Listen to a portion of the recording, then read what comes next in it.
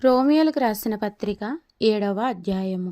సహోదరులారా, మనుష్యుడు బ్రతికినంత కాలమే ధర్మశాస్త్రం అతని మీద ప్రభుత్వము చేయుచున్నదని మీకు తెలియదా? ధర్మశాస్త్రము ఎరిగిన మీతో మాట్లాడుచున్నాను. భర్తగల స్త్రీ భర్త బ్రతికియున్నంత వరకే ధర్మశాస్త్రం వలన అతనికి బద్ధురాలు గాని, భర్త చనిపోయిన ఎడల భర్త విషయమే ధర్మశాస్త్రము నుండి ఆమె విడుదల పొందును.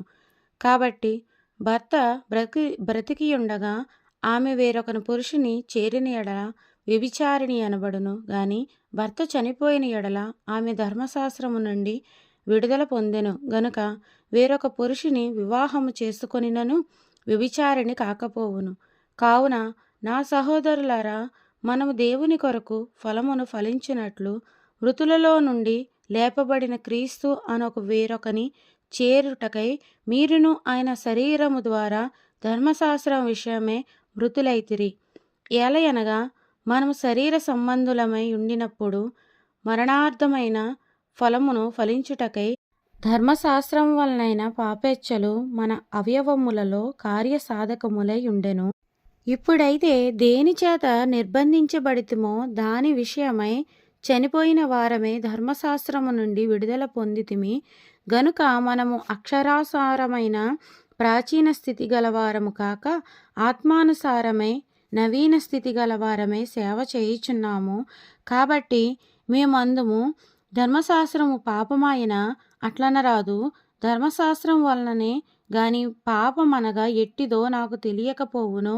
ఆశింపవద్దని ధర్మశాస్త్రము చెప్పని ఎడల దురాశయన ఎట్టిదో నాకు తెలియకపోవును. అయితే పాపము ఆజ్ఞను హేతువు చేసుకొని సకల విధమైన దురాశలను నాయందు పుట్టించెను. ధర్మశాస్త్రము లేనప్పుడు పాపము వృతము. ఒకప్పుడు నేను ధర్మశాస్త్రము లేకుండా జీవించుచుంటిని గాని ఆజ్ఞ వచ్చినప్పుడు పాపమునకు మరల జీవము వచ్చెను. నేనైతే చనిపోతిని. అప్పుడు జీవార్థమైన ఆజ్ఞ నాకు మరణార్థమైనట్టు కనబడెను. ఏలయనగా పాపము ఆజ్ఞను హేతువు చేసుకొని నన్ను మోసపుచ్చి దాని చేత నన్ను చంపెను. కాబట్టి ధర్మశాస్త్రమును పరిశుద్ధమైనది, ఆజ్ఞ కూడా పరిశుద్ధమైనదియు నీతిగలదియు ఉత్తమమైనదియునై ఉన్నది. ఉత్తమమైనది నాకు మరణకరమాయన అట్లనరాదు. అయితే పాపము ఉత్తమమైన దాని మూలముగా నాకు మరణము కలుగజేయుచు పాపము పాపమైనట్టు అగుపడు నిమిత్తము, అనగా పాపము ఆజ్ఞ మూలముగా అత్యధిక పాపమగు నిమిత్తము అది నాకు మరణకారమాయెను. ధర్మశాస్త్రము ఆత్మ సంబంధమైనదని ఎరుగుదుము. అయితే నేను పాపమునకు అమ్మబడి శరీర సంబంధినై యున్నాను.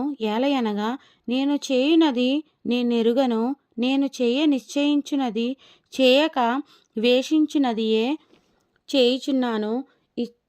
ఇచ్చయింపనిది నేను చేసిన ఎడల ధర్మశాస్త్రము శ్రేష్టమైనది అయినట్టు ఒప్పుకొనుచున్నాను.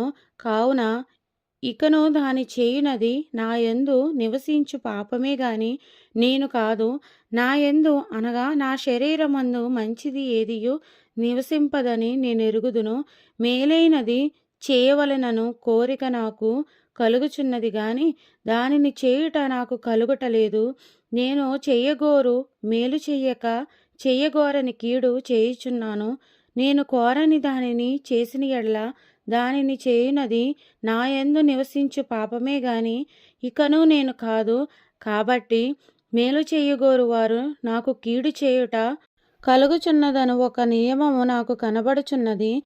అంతరంగ పురుషుని బట్టి దేవుని ధర్మశాస్త్రమునందు నేను ఆనందించుచున్నాను గాని వేరొక నియమము నా అవయవములలో ఉన్నట్టు నాకు కనబడుచున్నది. అది నా మనస్సునందున్న ధర్మశాస్త్రముతో పోరాడుచు నా అవయవములలోనున్న పాప నియమమును నన్ను చెరపట్టి లోబరుచుకొనుచున్నది. అయ్యో, నేనెంత దౌర్భాగ్యుడను! ఇట్టి మరణమునకు లోనగు శరీరము నుండి నన్నెవడు విడిపించును? మన ప్రభువైన యేసుక్రీస్తు ద్వారా దేవుని కృతజ్ఞతాస్తుతులు చెల్లించుచున్నాను. కాగా మనసు విషయములో నేను దైవ నియమమునకు, శరీర విషయములో పాప నియమమునకును దాసుడనై ఉన్నాను. దేవుడి పరిశుద్ధ లేఖనం దీవించునుగాక. ఆమెన్. ఈరోజు వాక్యం విన్నారు కదా, మరికొంతమందికి వినిపించండి. Please like, share, subscribe.